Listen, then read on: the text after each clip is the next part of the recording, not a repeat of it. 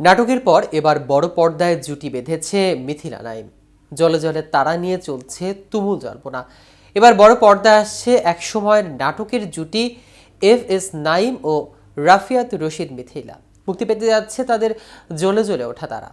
অরুণ চৌধুরী পরিচালিত সিনেমাটিতে ৩ বছর আগে নাম লেখান তারা। কিন্তু কবে মুক্তি পাবে মিথিলা নাইমের এই নতুন সিনেমা, এ ব্যাপারে কি বলছেন ছবিটির নির্মাতা? বিস্তারিত থাকছে প্রতিবেদনের বাকি অংশে।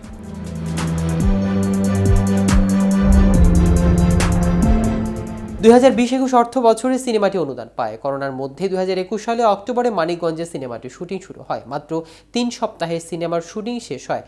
সব কাজ শেষ করে পরে একাধিকবার তারিখ ঠিক করেও সিনেমাটি মুক্তি পিছিয়ে যায়। গত বছরও সিনেমা মুক্তির তালিকায় ছিল, কিন্তু জুলাই শিক্ষার্থীদের আন্দোলনের কারণে আর মুক্তি দেয়নি পরিচালক। এখন ভালোবাসা দিবস উপলক্ষে সিনেমাটি মুক্তি দিতে চান পরিচালক। নির্মাতা অরুণ চৌধুরী বলেন, এটা রোমান্টিক গল্প, যে কারণে ভালোবাসা দিবসকে সামনে রেখে মুক্তি দেওয়ার কথা ভেবেছি। 14 ফেব্রুয়ারি রিলিজ ডেটও নিয়েছি। সেভাবে সব পরিকল্পনা করা হয়েছে। সামনে আবার রোজা শুরু হবে। সব মিলিয়ে রিলিজ নিয়ে একটু চিন্তিত। সিনেমাটি নিয়ে তিনি আরও বলেন, প্রথমবার পর্দায় দর্শক নাইম মিথিলার রসায়ন দেখবে। রোমান্টিক মানবিক গল্পটি দর্শক পছন্দ করবে। দীর্ঘ 1 যুগেরও বেশি সময় পরে বড় পর্দায় আসছে নাইম।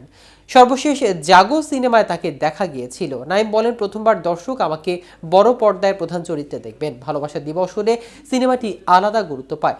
আমাদের গল্পটি মানবিক সম্পর্কের। এখানে সবগুলো গান রোমান্টিক। এগুলো দর্শকদের ভিন্ন ভিন্ন একটি অনুভূতি দেবে। মিথিলার সঙ্গে জুটি বাঁধা বিষয়ে নাইম জানান, আগেই মিথিলার সঙ্গে নাটকে অভিনয় করেছেন তিনি, আর সিনেমায় একসঙ্গে কাজ করার অভিজ্ঞতা ছিল অসাধারণ। নাইম জানান, 2007 সাল থেকে তারা খুব কাছের বন্ধু। তখন তারা গান নিয়ে ব্যস্ত ছিলেন, সেই থেকেই বন্ধুত্ব। এই অভিনেতা বলেন, আমাদের দুজনের রসায়ন ছিল দারুণ। চেষ্টা করেছি দর্শককে নতুন কিছু দিতে। আমার কোনো চরিত্রের সঙ্গে সিনেমার মাঝে চরিত্রের মিল খুঁজে পাবে না। এ যাবৎ যত কাজ করেছি তার মধ্যে এবারে আমি শতভাগ আলাদা। ঈদুল ফিতরের পরে বড় পর্দায় আসছে মিথিলা। সিনেমা নিয়ে কথা বলার জন্য যোগাযোগ করে তার কোনো সাড়া পাওয়া যায়নি। জ্বলে জ্বলে তারায় আরও অভিনয় করেছেন ফজলুর রহমান বাবু, মনিরা মিঠু, আজাদ আবুল কালাম, নূর ইমরান মিঠু। এদিকে বেশ লম্বা ছুটি কাটিয়ে সদ্যই দেশে ফিরেছে নুসরাত ফারিহা। দেশে ফিরেই জাজ মাল্টিমিডিয়ার কর্ণধারের সঙ্গে একটি ছবি পোস্ট করে জানান দিয়েছেন যে ঘরে ফেরার মতো আনন্দ হচ্ছে।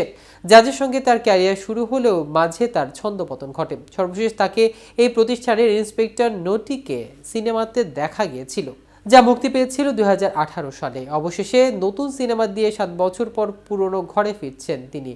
জাজ মাল্টিমিডিয়া জিন সিনেমার দ্বিতীয় সিকোয়েন্স জিন 3 এ নুসরাত ফারিহাকে দেখা যাবে। এটি পরিচালনা করবেন কামরুজ্জামান রোমান। যদিও এটি পুরনো খবর আগেই জানিয়েছিল জাজ কর্ণধার আব্দুল আজিজ। তো ভিউয়ার্স, ভিডিওটি সম্পর্কে আপনাদের কোনো মতামত থাকলে আমাদের কমেন্ট করে জানাতে পারেন। সাথে সাথে নিয়মিত আপডেট পেতে কেটিভি শোবিজের সাথে থাকুন। ধন্যবাদ সবাইকে।